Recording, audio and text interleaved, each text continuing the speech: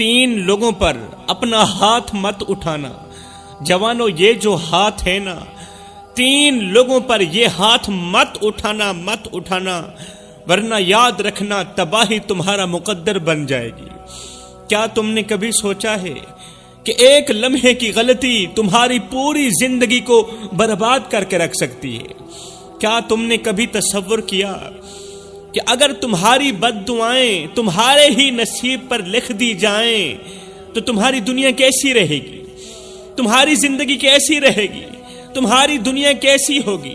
اور وہ لمحہ جب تم سجدے میں گر کر فریاد کرو گے مگر آسمان سے کوئی جواب نہیں آئے گا، جب تم تہجد کے وقت اللہ سے دعا کرو گے، فریاد پیش کرو گے مگر آسمان سے کوئی بھی جواب نہیں آئے گا، وہ وقت جب تمہاری زبان پر دعا ہوگی، التجا ہوگی، مگر وہ تمہارے ہی مقدر کے دروازے پر ٹکرا کر واپس آ جائے گی، وہ گھڑی جب تمہارے اپنے ہی تم سے نفرت کرنے لگیں گے اور تمہارے اپنے ہاتھوں کے کیے پر تمہیں بد دعائیں دینے لگیں گے، تمہارے ہاتھوں کی کمائی پر، تمہارے کرتوتوں کی وجہ سے، تمہاری زبان کی وجہ سے تمہارے اپنے ہی تمہیں بد دعائیں دینے لگیں گے۔ سوچو، اگر تمہاری زندگی کی ساری خوشیاں چھین لی جائیں، تمہارا سکون تم سے چھین لیا جائے، تمہاری عزت مٹی میں ملا دی جائے، تمہیں وہی لوگ چھوڑ دیں جن کے بغیر تم نے جینا سیکھا تھا، بتاؤ اس وقت تمہارے پاس کیا بچے گا؟ اگر ایسا ہو بھی جائے تمہارے پاس کیا بچے گا؟ کچھ بھی نہیں بچے گا۔ میرا اللہ فرماتا ہے کہ ظلم کرنے والوں کے لیے دردناک عذاب تیار ہے، مگر اکثر لوگ یہ سوچ کر ظلم کرتے ہیں کہ وہ بچ جائیں گے، لوگ یہ سوچ کر، طاقتور لوگ یہ سوچ کر ظلم کرتے ہیں کہ وہ بچ جائیں گے، انہیں کوئی نہیں دیکھ رہا، مگر وہ بھول جاتے ہیں کہ جب اللہ کی پکڑ آتی ہے تو دنیا کی کوئی طاقت انہیں نہیں بچا سکتی۔ میرے رسول کریم صلی اللہ علیہ وآلہ وسلم نے فرمایا کہ ظلم سے بچو، کیونکہ ظلم قیامت کے دن گھنے اندھیروں کی صورت میں ہوگا، گھنے اندھیروں کی صورت میں ہوگا، اس لیے ظلم سے بچو۔ افسوس، صد افسوس، لوگ ظلم کرتے ہیں، دوسروں کے حق مارتے ہیں، کمزوروں کو دباتے ہیں اور یہ سمجھتے ہیں کہ وہ ہمیشہ طاقتور رہیں گے۔ ظالم سمجھتا ہے کہ میں ہمیشہ طاقتور رہوں گا، یہ اس کی غلط سوچ ہے۔ اللہ فرماتا ہے، اے میرے بندے، میں نے تجھے زمین پر اپنا نائب بنا کر بھیجا تھا، میں نے تجھے عزت دی، اختیار دیا اور رحم دل بنایا، مگر تو نے کیا کیا؟ اے میرے بندے، بتا تو صحیح، تو نے کیا ہے کیا؟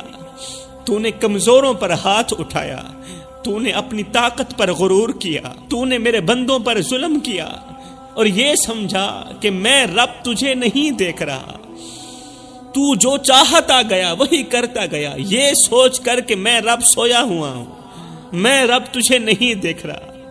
کیا تجھے یہ گمان تھا کہ میں رب تجھے نہیں دیکھ رہا؟ کیا تجھے یہی گمان تھا کہ تیرے گناہ میرے علم میں نہیں؟ اے نادان، جب تو رات کے اندھیرے میں ظلم کر رہا تھا، جب تو دوسروں کا حق کھا رہا تھا، جب تو نے کسی بے بس کے آنسوں کو نظر انداز کیا، جب تو نے کسی مجبور پر ظلم کیا، تو کیا تو نے یہی سوچا کہ میں رب تجھے نہیں دیکھ رہا؟ یاد رکھ، جب میں پکڑنے میں آتا ہوں نا تو مہلت نہیں دیتا، جب میں انصاف کرتا ہوں تو پھر کسی کا زور نہیں چلتا، جب میں انصاف کرتا ہوں تو پھر کسی امیر کا زور نہیں چلتا۔ سوچ، اگر آج میں تجھ سے اپنا رحم اٹھا لوں، اگر آج میں تیری دعاؤں کے دروازے بند کر دوں، اگر آج میں اپنی رحمت چھین لوں، تیری راحت تجھ سے چھین لوں، بتا تو کہاں جائے گا؟ بتا تو صحیح، تو کہاں جائے گا؟ کس کو پکارے گا پھر؟ دنیا کے ہر در پر جا، ہر دروازے پر جا، مگر جب میں نہ چاہوں تو کوئی تجھے بچانے والا نہیں، جب میں رب نہ چاہوں تو دنیا کا بڑے سے بڑا طاقتور انسان بھی تجھے بچانے کی طاقت نہیں رکھتا۔ اگر میں تجھے ایسی آزمائش میں ڈال دوں کہ تیرے اپنے تجھ سے منہ موڑ لیں، اگر میں تجھے ایسی تنہائی میں ڈال دوں کہ تو سجدے میں گرے مگر دروازے بند ہو چکے ہوں، بتا تو صحیح اس وقت تو کیا کرے گا؟ اے بندے، میں مہربان ہوں، میں معاف کرنے والا ہوں، مگر میرا انصاف بہت سخت ہے، میری پکڑ بہت شدید ہے۔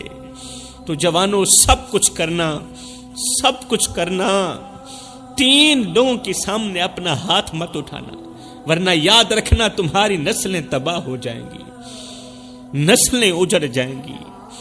شاہ جی وہ کون سے 3 لوگ ہیں؟ فرمایا نمبر 1، اپنے بوڑھے والدین کے سامنے اپنا ہاتھ مت اٹھانا، کبھی بھول کر بھی نہ اٹھانا۔ یہاں پر میں تمہیں ایک عبرتناک واقعہ سناتا ہوں۔ اندھیری رات، سنسان گلی، کچرے کے ڈھیر پر ایک شخص بیٹھا بلک بلک کر رو رہا تھا، خون کے آنسو بہا رہا تھا، کچرے کے ڈھیر پر پڑا ہوا تھا، آنکھوں میں پچھتاوے کے آنسو، لبوں پر ایک ہی جملہ تھا، لوگو سب کچھ کرنا مگر یہ ایک گناہ کبھی نہ کرنا، ورنہ تم بھی میری طرح دھتکارے جاؤ گے، بے یار و مددگار ہو جاؤ گے، ذلیل کیے جاؤ گے، تم پر بھی اللہ کا قہر برسے گا۔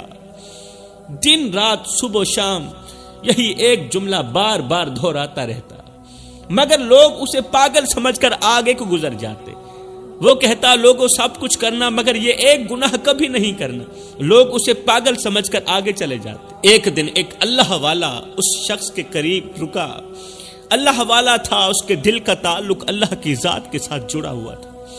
اللہ والا اس پاگل شخص کے قریب رکا، اس کے قریب بیٹھ کر پوچھا، بھائی بتا تو صحیح کون سا گناہ ہے، کون سا گناہ ہے؟ وہ شخص لرزتی آواز میں بولا، وہ جسے لوگ پاگل سمجھتے تھے لرزتی آواز میں بولا، کہنے لگا، بھائی ایک وقت تھا، میں جوان تھا، خوشحال تھا، خوبصورت تھا، حسین و جمیل تھا، میں سب کچھ تھا، مگر برے دوستوں میں پڑ کر شراب نوشی کا عادی بن گیا۔ میں بہت ہی خوبصورت تھا مگر برے دوستوں کی سنگت میں پڑ کر شراب نوشی کا عادی بن گیا۔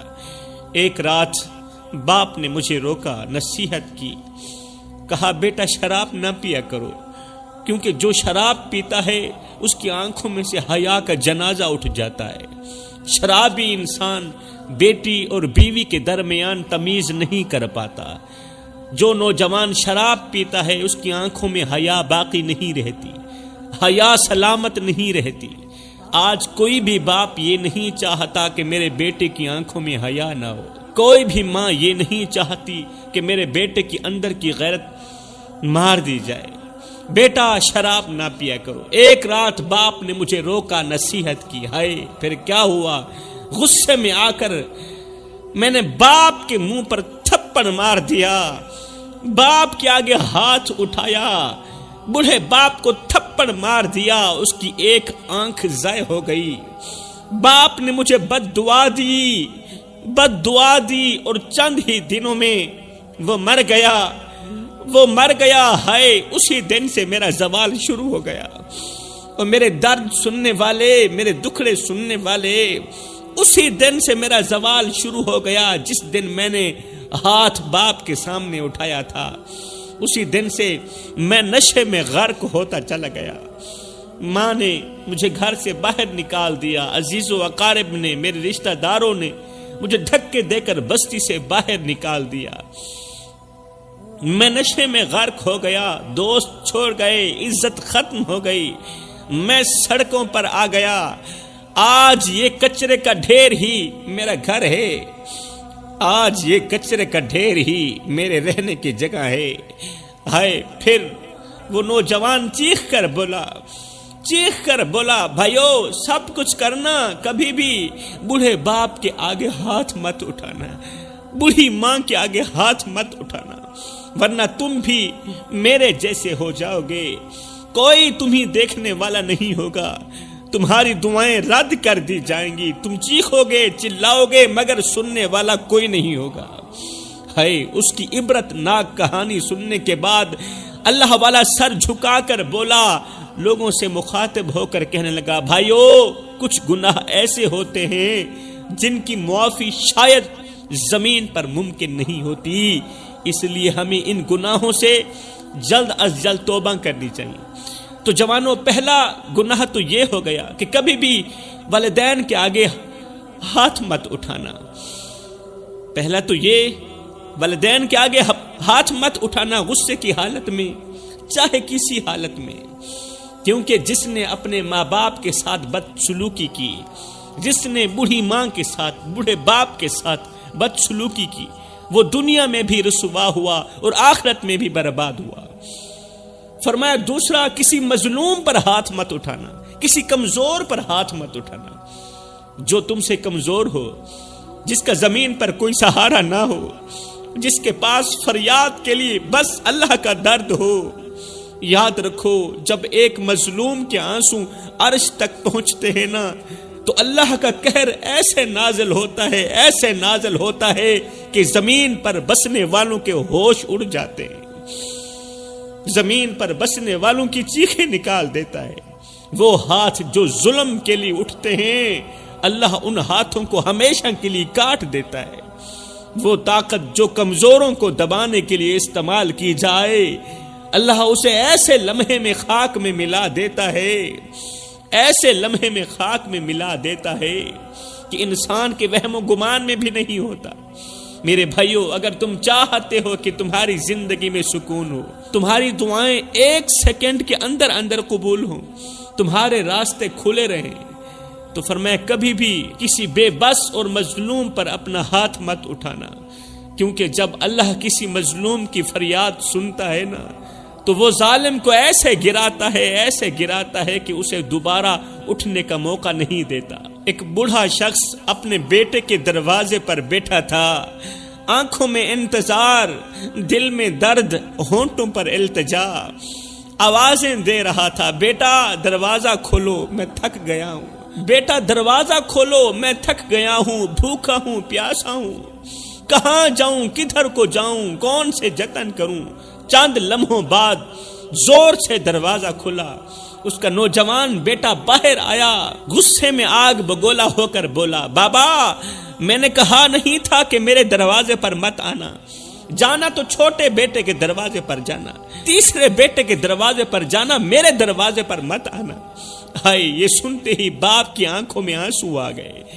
اس نے کانپتے ہاتھوں سے بیٹے کے کندھوں پر ہاتھ رکھا، کہا بیٹا میں تیرا باپ ہوں، تجھے پالنے والا، تجھے چلنا سکھانے والا، تجھے دعاؤں میں مانگنے والا، میں وہ باپ ہوں جس نے تجھے دعاؤں میں مانگا ہے۔ اب میں اتنا پرایا ہو گیا ہوں، اتنا گندا ہو گیا ہوں کہ میرے لیے تیرے دروازے ہمیشہ کے لیے بند ہو گئے۔ بیٹے نے غصے میں باپ کا ہاتھ جھٹک دیا اور چیخ کر بولا، جاؤ یہاں سے، دفع ہو جاؤ، میرے پاس تمہارے رہنے کے لیے کوئی جگہ نہیں۔ بیٹے کے یہ جملے سنتے ہی بوڑھا باپ زمین پر گر گیا، مگر بیٹے نے مڑ کر بھی نہ دیکھا کہ میرا باپ زمین پر گرا ہوا ہے۔ بیٹے نے مڑ کر بھی نہیں دیکھا، لیکن بوڑھا باپ اپنی جگہ سے اٹھا، اپنے کپڑے جھاڑے اور ایک آہ بھر کر بولا، بیٹا میں جا رہا ہوں، بیٹا میں جا رہا ہوں، مگر یاد رکھنا جس دروازے سے تو نے اپنے باپ کو دھتکارا ہے، کل تجھ پر بھی یہی دروازہ بند ہوگا، جیسی کرنی ویسی بھرنی، کیونکہ اللہ کا ترازو صرف انصاف ہی تولتا ہے۔ یہ کہتا ہوا باپ اندھیری گلیوں میں گم ہو گیا۔ سالوں بعد وہی نوجوان جو اپنے باپ کو دروازے سے نکال رہا تھا، دھکے دے کر نکال رہا تھا، غصہ کر رہا تھا، یہاں سے دفع ہو جاؤ، یہاں سے دفع ہو جاؤ، سالوں بعد آج خود اسی دروازے پر کھڑا تھا، اسی دروازے پر کھڑا تھا، مگر اندر سے دروازہ بند تھا، وہ چیخ رہا تھا، رو رہا تھا، میری بات سنو میرے بچوں، میں بھوکا ہوں، پیاسا ہوں، مجھے اندر آنے دو، مجھے اندر آنے دو، مگر کوئی اس کی فریاد نہیں سن رہا تھا۔ تب جا کر اسے یاد آیا، تب جا کر اسے یاد آیا کہ یہ تو وہی دروازہ تھا جہاں ایک دن اس کے باپ نے بھی یہی الفاظ کہے تھے، اس کے باپ نے بھی یہی الفاظ کہے تھے، بیٹا میں بھوکا ہوں، میں پیاسا ہوں، دروازہ کھولو۔ مگر وہی بیٹا جو آج رو رہا تھا اس وقت اپنے باپ کو دھتکار چکا تھا، کیونکہ اللہ کا ترازو صرف انصاف ہی تولتا ہے نا، جیسا کرو گے ویسا بھرو گے۔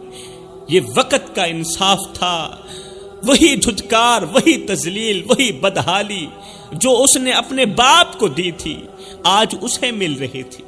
اس کی چیخیں سڑکوں پر گونج رہی تھی مگر کوئی دروازہ کھولنے والا نہیں تھا، کیونکہ جب کسی کا دل اپنے والدین کے لیے بند ہو جائے، جب کسی کا دروازہ اپنے والدین کے لیے بند ہو جائے نا، تو ایک دن ساری دنیا کے دروازے اس کے لیے بند ہو جاتے ہیں۔